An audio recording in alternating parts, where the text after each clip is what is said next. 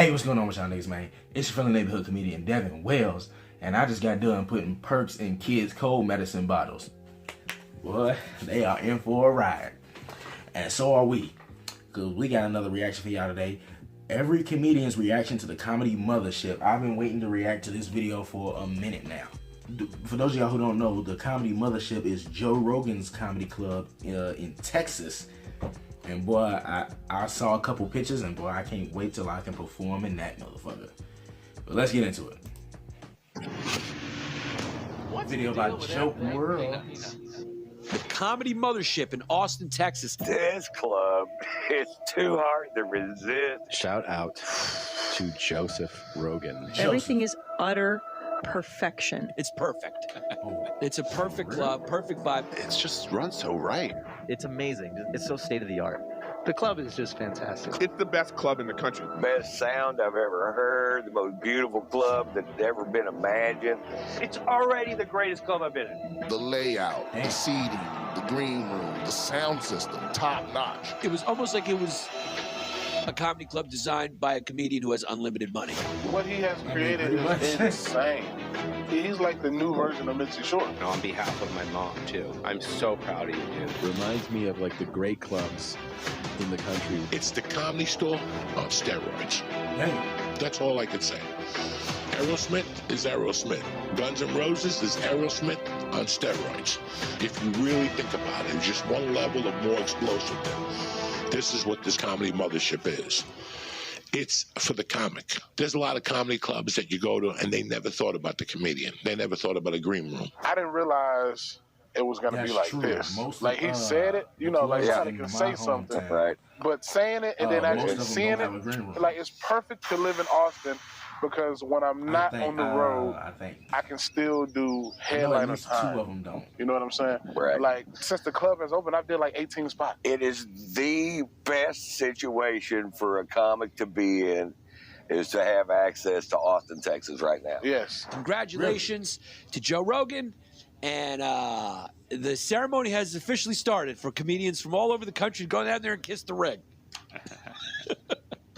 That's what you got to do. You got to cook. You got to kiss the ring, baby. He's a benign king. He's the best. It's a perfect club, perfect vibe. It actually feels like it's been open forever. It has. I was just in there like, this feels like it's been here for such a long time because it was designed by somebody who had been performing in comedy clubs for so long and just took all the best parts of it from a comedian's perspective and created it for comedians. I'm not going to even just mince words here. That's the greatest comedy club I've ever been in. And I've been in some great ones. I don't even know where to begin.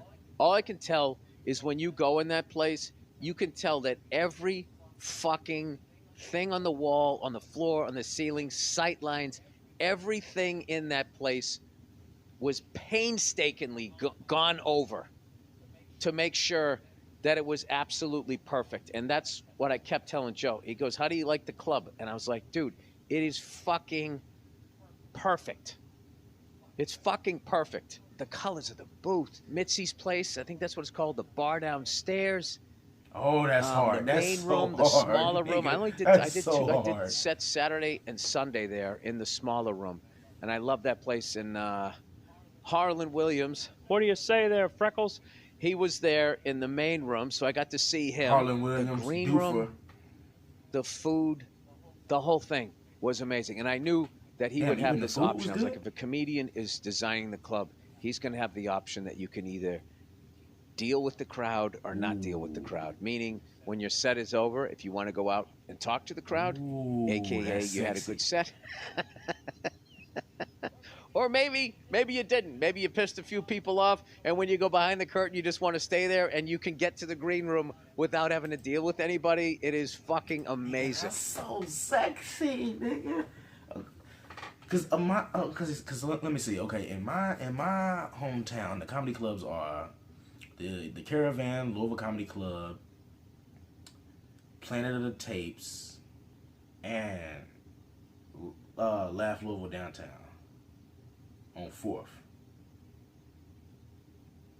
I think that's it. I think that's all the comedy clubs in the city. All right, let's see. How many have I performed at? I performed at 2 out of the 4 comedy clubs in my city, and neither one of them have like a green room. You know what I'm saying? I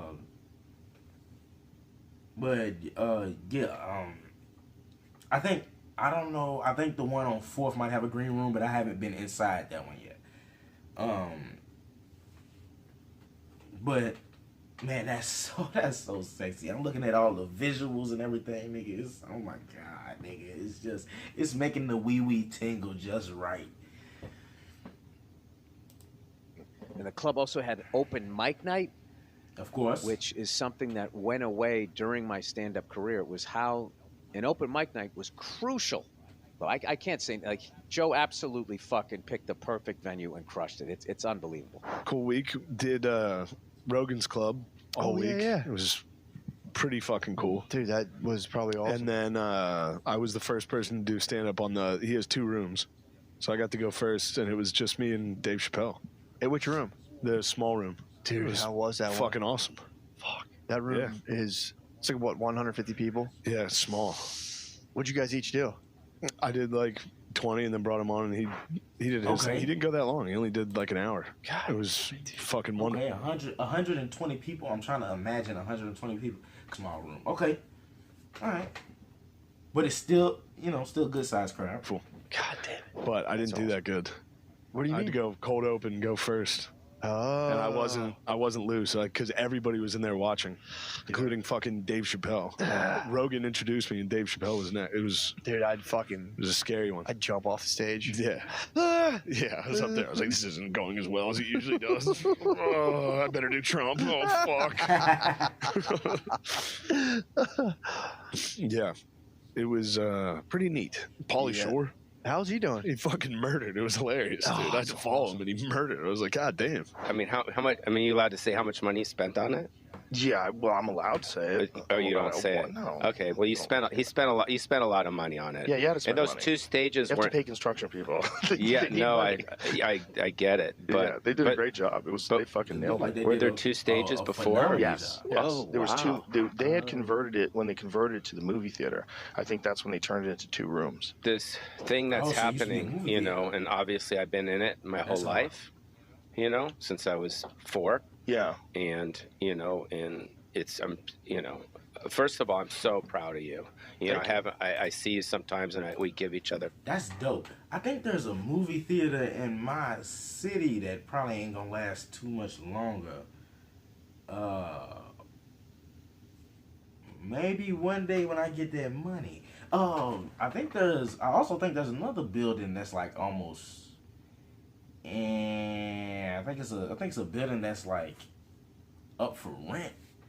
It's like pretty much open space.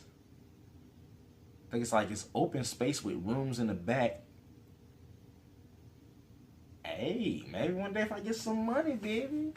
I say I love you, but I don't get to say how proud I am of you. I've seen you my whole, for years, and on behalf of my mom too.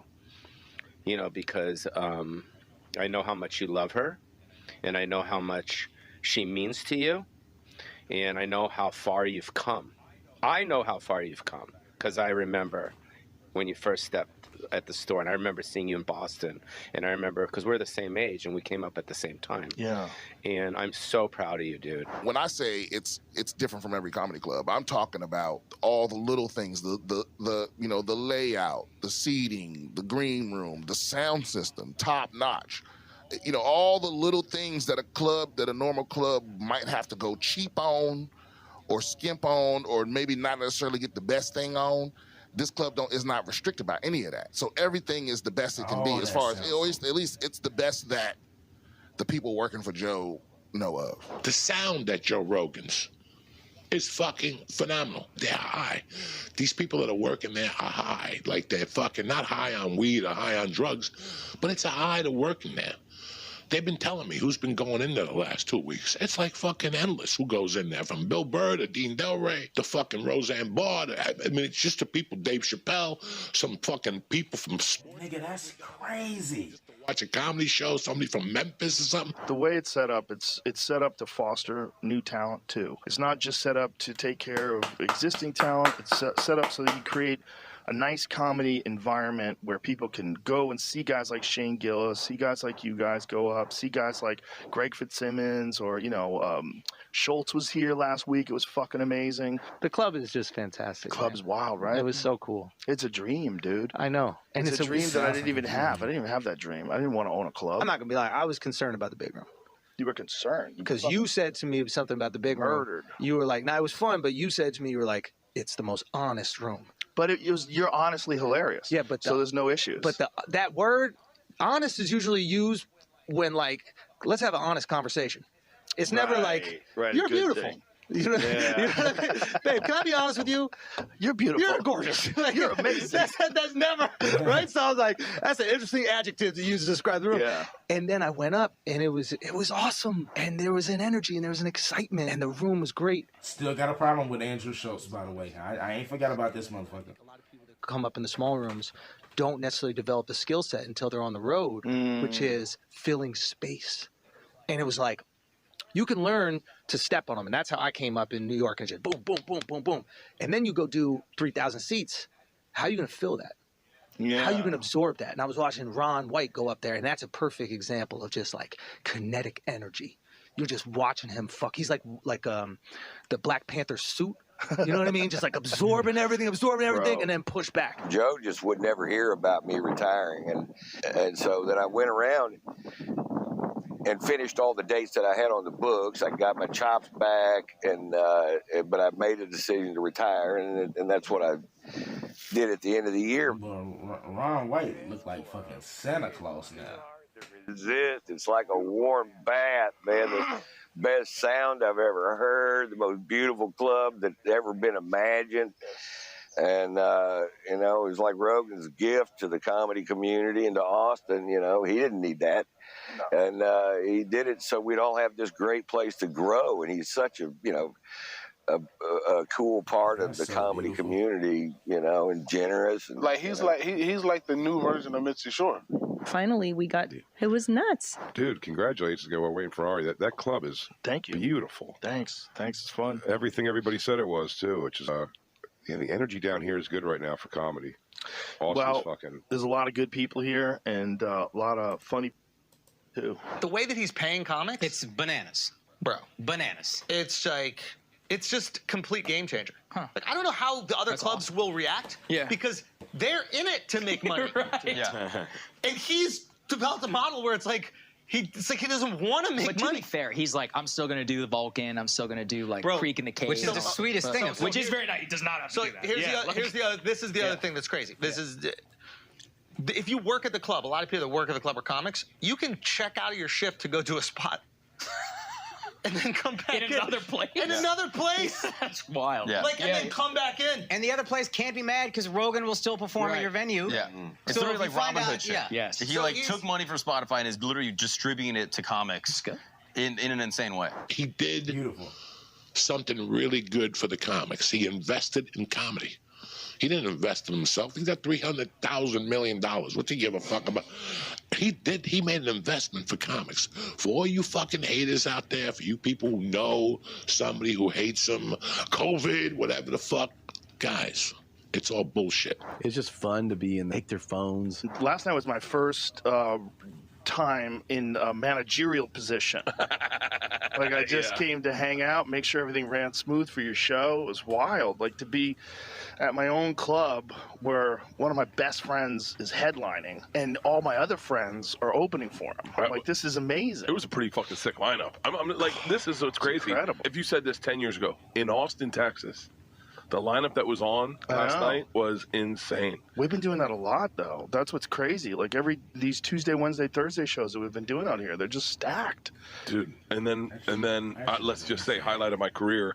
They're chanting The Machine, and I go, I'm not going to tell it. And they start cheering it, and I go, all right, I'll tell it if Ron White tells his tater salad story. And then he comes on the stage. People didn't even know he was up there. Yeah. If you're a young comic, are you going to come to New York and toil away in obscurity for 4 years in destitute poverty? Do you come here and then compete with the best comics in the world for stage time, which is going to be very difficult?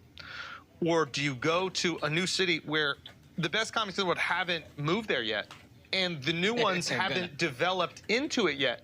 There's stage time and money and 7 clubs without the same level of competition. So if you're a brand new comic, do you go there for 4 years before you come to New York? Right. Do you go there for 4 or 5 years before you go to LA and try to be, in sitcoms or whatever the fuck you want to do? Do you learn and develop your craft in this place? To me, I'm like, wow, that is a very intriguing possibility. Club is great though, dude. I'm really excited. I did a set in the other room too.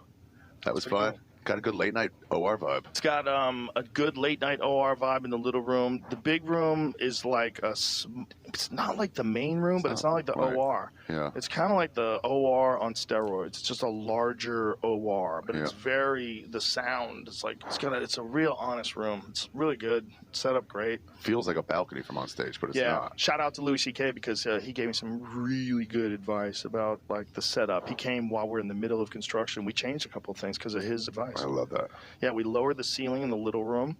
We made the stage smaller. The stage was like 4 feet larger on each side. He's like, why is it so big? I'm like, yeah, why is it so big? Let's go chop it up. In the little room. Yeah, I just said, just tell me what you think, and I'll do that. And so he's like, lower the ceiling to like here, lower the ceiling to there, and then the other room, like lower it even further. In the other room, like, okay, lower it. That's funny when someone gives you really expensive advice. He goes, say it and I'll do it. He goes, fuck, I'd get rid of this wall. Like, damn shit. Move it 2 inches. Yeah. No, he just told me what he thought. It was right. He was right. Like, he was thinking about it. I was like, yeah, do it. He's like, do it right the first time. I'm like, yep. Yeah. Fix it before it opens. Because I thought it would be okay the way it was, but it wouldn't be optimal. That's the point. Like, you're doing all this construction. Why not make it optimal? It just required a lot more shit. A lot more stuff have to be in place. But I mean, man, it's just run so right. I mean, they spared no expense, and they it's perfect. You can tell. Is it really? Wow. Yeah. It's everything was so methodical and deliberate. You can tell that someone who's been doing it as long as Joe and pays that much attention to like the art and craft of stand-up was meticulous with what he wanted out of this club, taking the best elements of the Comedy Store and like other places. What did he bring from the store? That I see in the Mothership. Yeah, the stages. There's a lot of Comedy Store people that are at the Mothership now. Because he took a lot of great talent. Yeah. From behind the scenes. Like Adam Egget, who's the booker. Sure. At the Comedy Store. Oh, wow. And then some of the wait staff and management too. They're over there now. So it's kind of almost like a mini reunion. How high are the ceilings? Pretty, not like cavernous or whatever. It feels right. Would you lose a dove?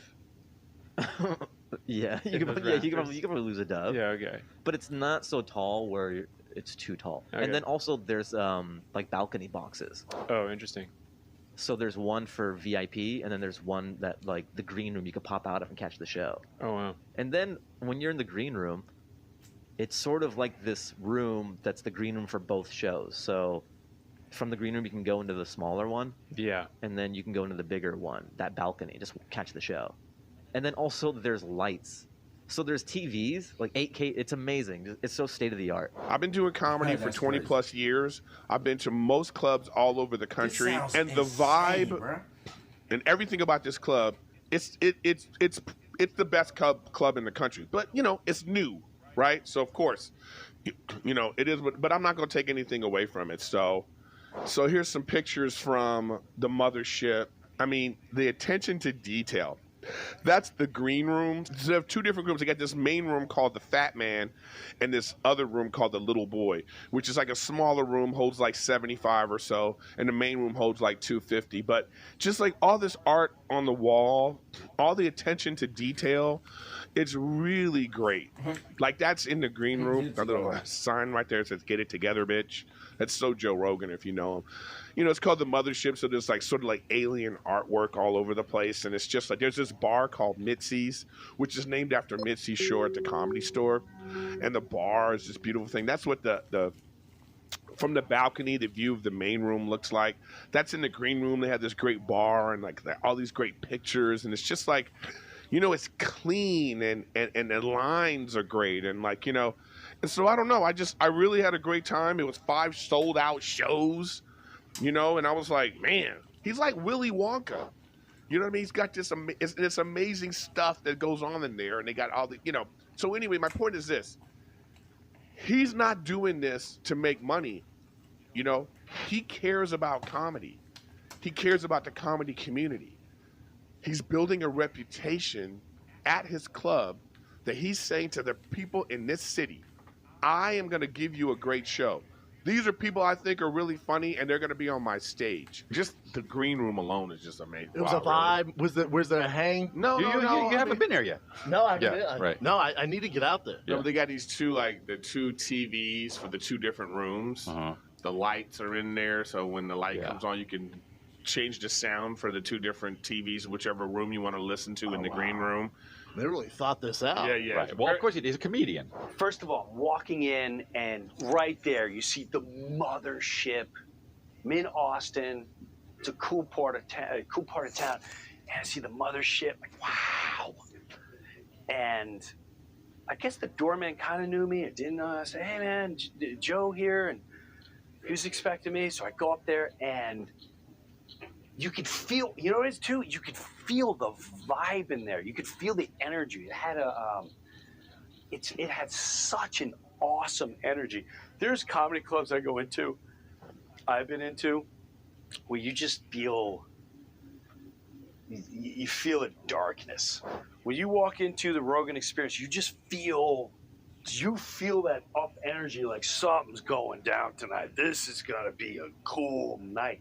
And I go up these stairs, and he has this green room, and there's a small comedy club, and then the larger one. And from the green room, you go in the larger one, you open up a door, and then you're on the balcony where no one bothers you, and you can watch the show, and you feel that big room. Oh my God, it's loud, it's explosive, it's all different types of people. Like people are flying in from everywhere. They're flying in from other countries to go to the Mothership. And I'm telling you, it's freaking worth it. It's such a cool experience. Dude, is that a gator? No, that's seaweed. I thought that was a gator. It looked like a gator nose. It's just seaweed. Did you get past that Joe Rogan's comedy club? Yep. Ooh, I actually had a question. That was cool. Did you get paid a lot of money? I'm about to be. Or, I mean, I don't know. Wait. Apparently, the spot pay is very high. Getting past means good. Means you can get booked regularly? How was the club? It was good. It was really intimidating. What was the scene? What made it intimidating? A lot of heavily armed security. It's already the greatest club I've been in. I'm not just saying that. It's already, I'm already in a time capsule. Because I walk in, and there's the Kill Tony dude, right? Then there's the other, I don't know who these other comics are, but you can tell they're not really, I shouldn't say I can tell, just, I'm assuming they're not far along. And then I see Howie Mandel, and I'm like, and then he's got these 2 screens. You got one screen who's on the big stage, one screen who's on the little stage. And he's like, dude, he's like, this is my place. Isn't this cool? I'm like, yes, this is cool. Why do they call the fat man little boy, though? Size. Because fat guys are big and little boys are small. True. Yeah. What if one room was called Epstein and like the other one? What's called? Weinstein? I'm playing Epstein tonight. Oh fuck! I want to get to Weinstein though. Well, you got to keep on like working out and work on your craft in Epstein, and then once you've done enough flight logs, then you get upgraded to Weinstein. There's just 2 arrows that says Epstein and Weinstein. Yeah, when you get there. Also, next time you go to the Comedy Mothership, let me know if this Joke World sticker is still there. I put it up here. I had to jump. We should have filmed that actually. That would have been funny. Was that the end of the video? Joke World. Did it. Oh man, okay, that's the end of the video. Hey man. Whew. That was dope. All the things I'm hearing is making me very excited for this club. I can't wait to get there. I can't wait to perform there. I can't wait to watch people perform there. Yeah, man, it looks like it's gonna be a good time. But hey man, That was a fantastic video by Joke World, as usual. Link in the description for the original video. Make sure to like, subscribe, and share with all your friends, because we growing and growing and growing, baby. And with that being said, I will see y'all next time.